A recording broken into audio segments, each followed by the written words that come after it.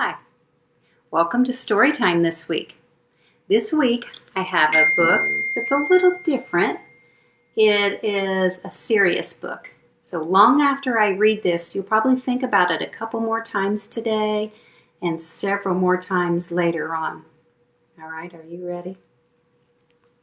It's titled Each Kindness. It's written by a lady named Jacqueline Woodson. She's received a lot of honors for her writing.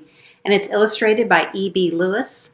And he has also gotten some special awards for his good pictures and artistry.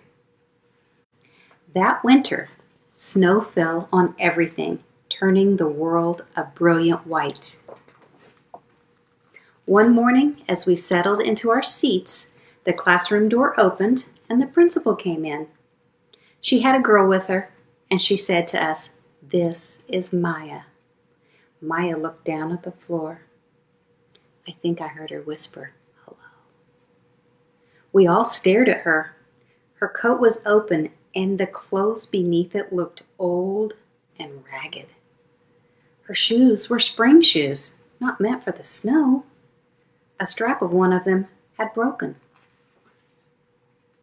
Our teacher, Miss Albert, says, "Say good morning to our new student." But most of us were silent. The only empty seat was next to me. That's where our teacher put Maya. And on that first day, Maya turned to me and smiled. But I did not smile back. I moved my chair, myself, and my books a little further away from her. When she looked my way, I turned to the window and I stared out at the snow. And every day after that, when Maya came into the classroom, I looked away and didn't smile back. My best friends that year were Kendra and Sophie. At lunchtime, we walked around the schoolyard, our fingers laced together, whispering secrets into each other's ears. One day, while we were near the slide, Maya came over to us. She held open her hand to show us shiny jacks and a tiny red ball she had gotten for her birthday. "It's a high bouncer," she said. But none of us wanted to play. So Maya played a game against herself. That afternoon, when we got back into the classroom, Maya whispered to me, "Bet you can't guess who the new Jack's champion of the world is." And behind me, Andrew whispered, "Chloe's got a new friend. Chloe's got a new friend." "She's not my friend," I whispered back. The weeks passed, and every day we whispered about Maya, laughing at her clothes, her shoes, and the strange food that she brought in her lunch. Someday Maya held out her hand to show us what she'd brought to school: a deck of cards, some pickup sticks, a small tattered doll.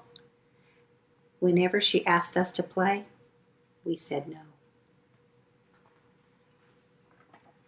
The days grew warmer and warmer. The pond thawed. Grass began growing where snow had once been. One day Maya came to school wearing a pretty dress and some fancy shoes. But the shoes and the dress looked like they'd already belonged to another girl before Maya. "I have a new name for her," Kendra whispered. "Never knew. Everything she has came from a second-hand store." We all laughed.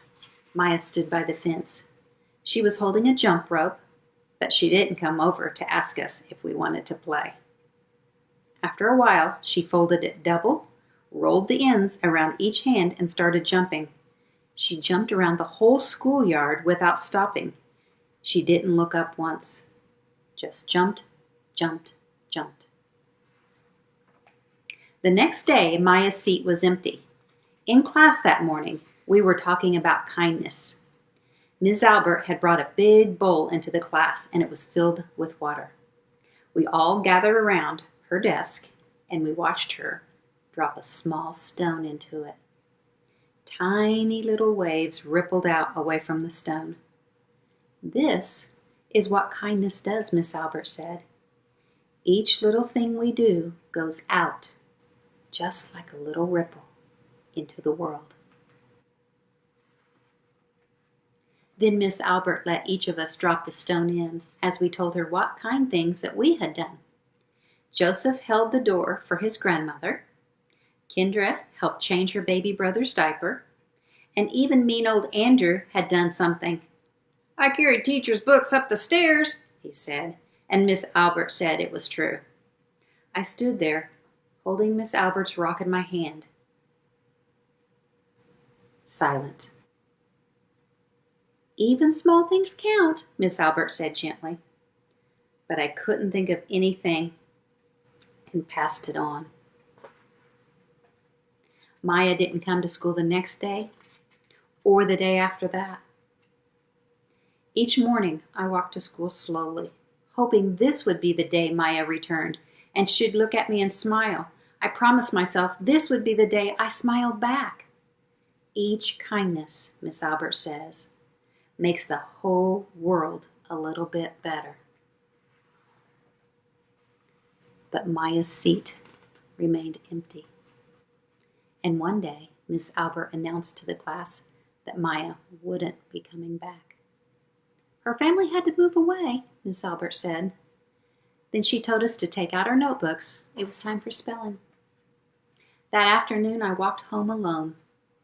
When I reached the pond, my throat filled with all the things that I wished I would have said to Maya. Each kindness I had never shown. I threw small stones into it over and over, watching the way the water rippled out and away. Like each kindness, done and not done. Like every girl somewhere, holding a small gift out to someone. And that someone turning away from it.